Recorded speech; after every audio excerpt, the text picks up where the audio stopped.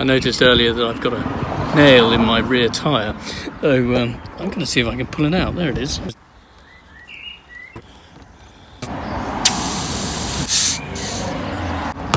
Before that goes down completely, I'm going to jack up the car, loosen the wheel nuts and take it off. Okay, while I've been out the front,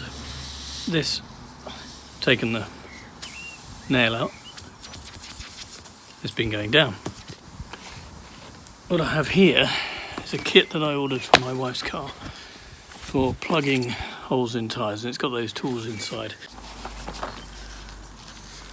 What we find is, well, there's a load of different bits of kit, including a pot of something sticky, pliers, knife, a couple of tools that look like they've come out of a torture chamber, and these things here, which I think are the actual rubber.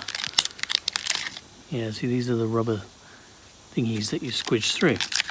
Well, there we go. There's the instructions. First things first, using spiral probe tool, enlarge the puncture to accept the plugging tool.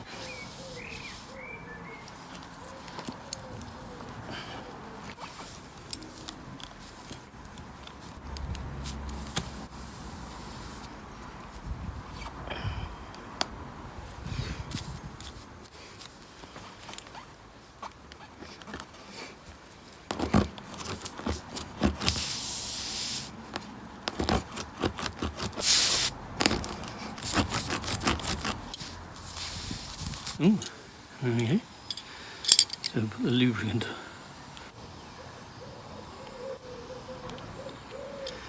Some lubricant. There. Ooh. Insert plugging tool with repair plug into puncture, leaving 1/2 inch of repair plug visible. Right. Let's push that till there's 1/2 inch showing. Well, that's about 1/2 inch showing. Retaining repair plugs firmly to the tyre, quickly and firmly pull the T-handle up, leaving the plug in. Okay, so this is on top of these, holding it down.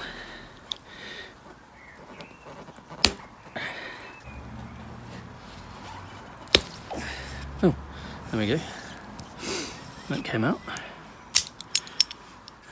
And that's what we're left with.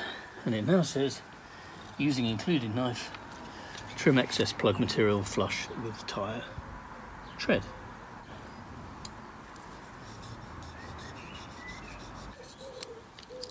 Well, it's cheapest knife, but seems to do the job. If this has worked, I can go and plug in my compressor and pump it up. So let's go and do that. Okay, we're going for 30 psi.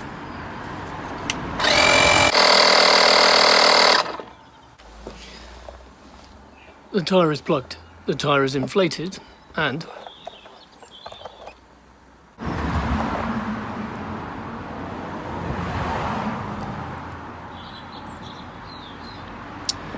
tyre appears to be sealed. So that repair is near the shoulder. It's not really within the sort of central tread. Online guidance is you would look to 3/4 of the tyre. That kind of puts this on the edge. It's kind of on the edge of the plugging zone according to internet rules. I'm going to take this to my local tyre place. They know what's best. In the interim, it's going to go in the boot of the car just in case I have any problems with the spare. But what would you do? Would you run it like that? Would you put it as a spare underneath, so if you need it in emergency, you've got it, and replace the other one? Or would you just put it back on the car and run it? I'd really like to know. I think I'm going to get it checked out, but thank you for watching. I hope that was interesting. If it was, give it a like, put a comment in the chat, tell me what you think, and subscribe to the channel. Thanks guys, take care, bye bye.